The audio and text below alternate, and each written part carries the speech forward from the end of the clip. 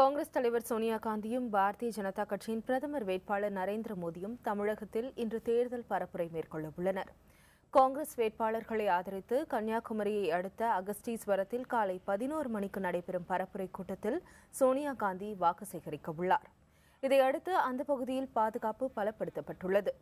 பாரதிய ஜனதா கட்சியின் பிரதமர் வேட்பாளர் நரேந்திர மோடி இன்றும் நாளையும் தமிழகத்தில் பரப்புரை மேற்கொள்ள உள்ளார். சேலம், ஈரோடு, கிருஷ்ணகிரி, கோவை, ராமநாதபுரம் ஆகிய இடங்களில் பாரதிய ஜனதா மற்றும் கூட்டணி கட்சி வேட்பாளர்களுக்கு ஆதரவாக அவர் வாக்கு சேகரிக்கிறார்.